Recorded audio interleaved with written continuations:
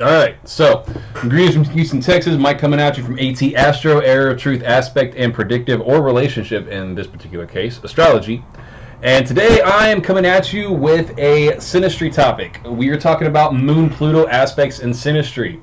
What to expect, how to cope if we even really want to cope with it, and what this generally causes in a relationship between two people. So, starters, what is Synastry?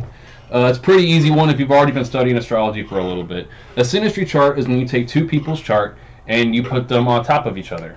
And then you can actually see how the different planets and the house overlays influence each other. It shows how the people relate with each other.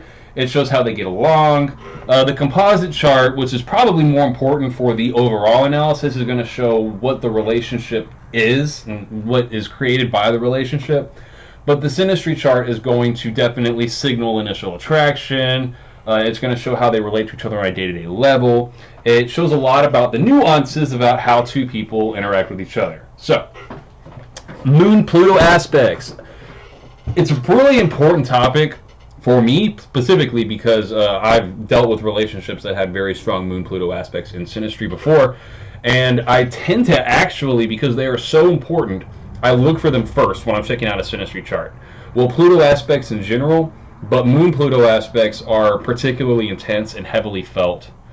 So, the Moon is a person's emotional nature. It's a lot about their unconscious habits, their patterns, their conditionings, their emotional nature, their gut reactions to situations.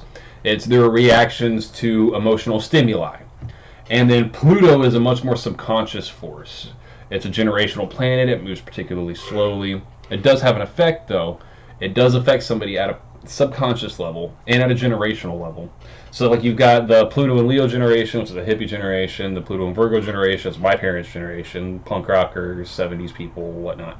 You've got the Pluto and Libra generation, which is most of the the early 2000s and 90s teenagers. The Pluto and Scorpio generation, mine. We're all starting to get into our 30s.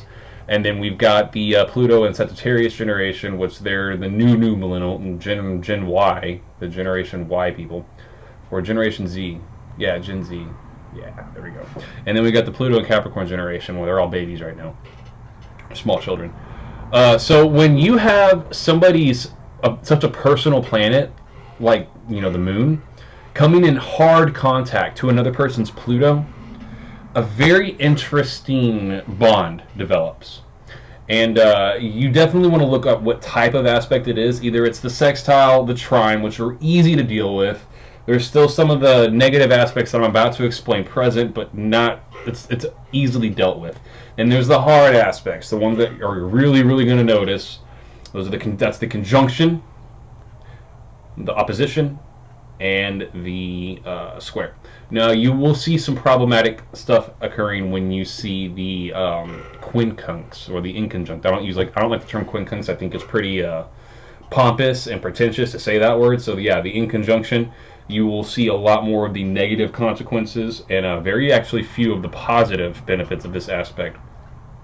But when you see the Moon and Pluto coming into contact, the Pluto has this way in Synastry, and I'm pretty Plutonic as it is. I've got Venus conjunct Pluto, which is a whole nother level of crazy. When you see Pluto coming into contact with another person's personal planet, Pluto has this way, because Pluto seeks to dig deep and uncover everything that's hidden. It seeks intimacy. It wants to control. It wants to protect and mother and control and almost smother the Moon person in a way. So it's like the Pluto person stabs a knife, metaphorically speaking, into the soul of the Moon person and all of their bullshit, their unexpressed issues. It comes out throughout the course of the relationship. And it has a very interesting effect. One, a lot of intimacy. A shitload of intimacy can happen as a result of these types of contacts. It's also extremely fucking sexual. And not in the guttural, I want to rip your clothes off type of way. It's more of the intimacy type sex. It's that it's really dark and deep and passionate and kind of raw. And it's almost as if like y'all become very vulnerable towards each other, very almost like naked at the soul level, and there's something kind of hot about that. And maybe that's just the way my chart's set up, but most people think it's pretty attractive. And it does, the moon person's usually really fascinated by the Pluto person. The Pluto person doesn't really care as much at first until a bond develops. And then once the bond develops, the Pluto person can become overly attached, and they can start to work on the moon person in ways that are not overtly apparent, that are occurring at a more subconscious level, but can be very problematic. Like, a lot of times the moon person seeks, or the Pluto person seeks to subtly control the moon person, especially with the conjunction.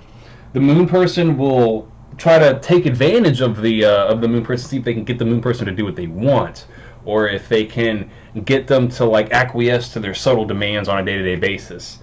And usually if the moon person's okay with this and it's not too, much of an issue for them to kind of do what the Pluto person wants, then everything's cool.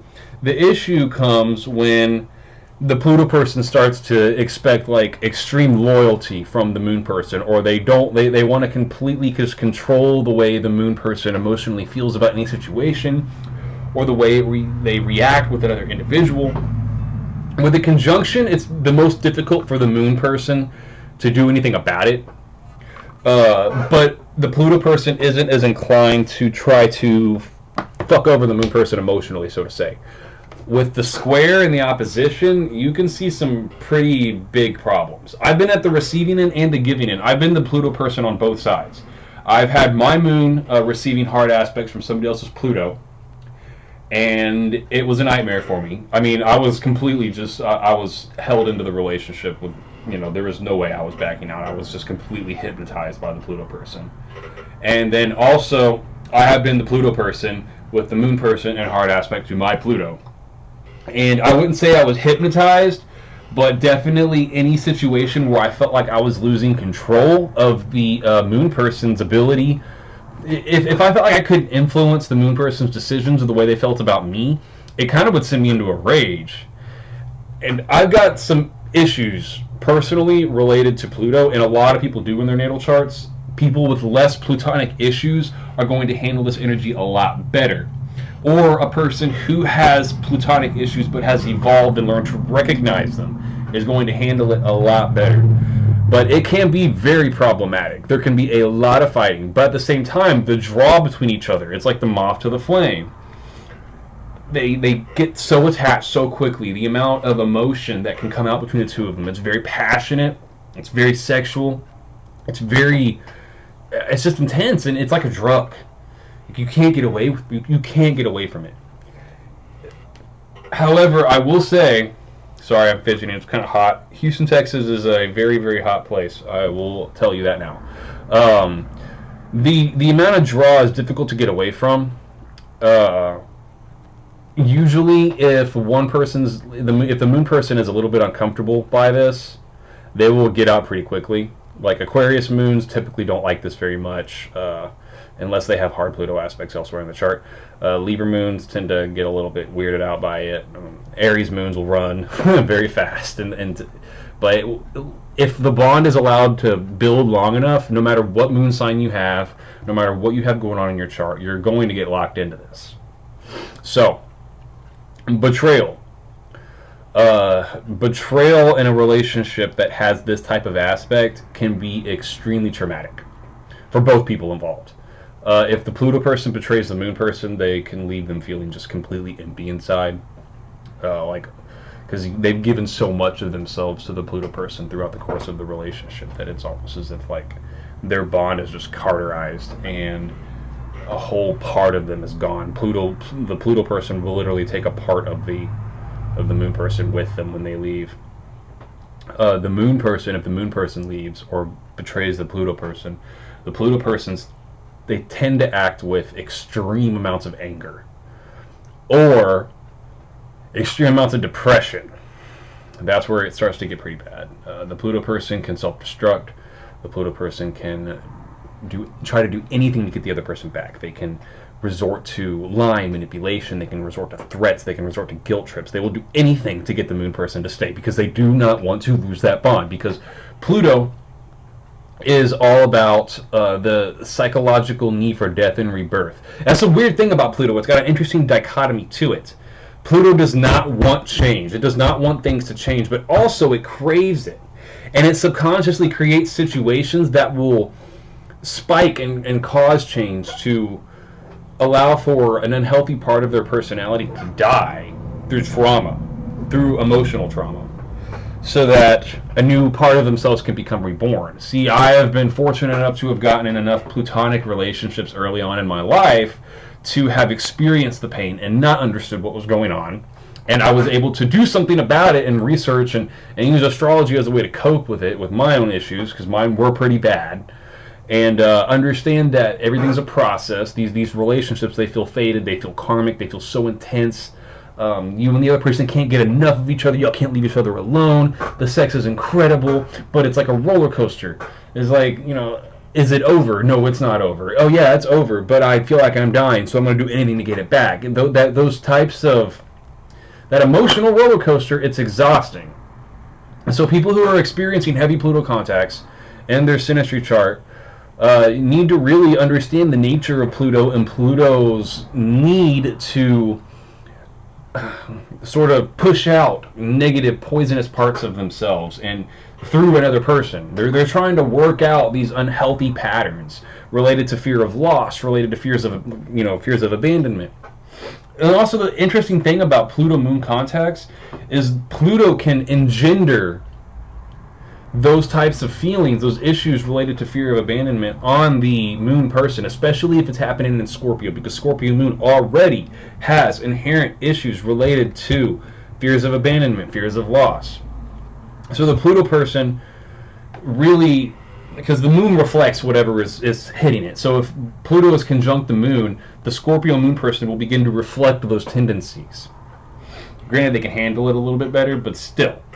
It's particularly intense, and Scorpio moon tends to kind of like those types of relationships. They love it. It's just they feel so bonded, and it's almost as if you don't feel alive unless your blood's pumping. I'm not a Scorpio moon, but I do have Scorpio placements. I also do know Scorpio moons. So, but either way, this is my little synopsis of Moon Pluto aspects in Synastry.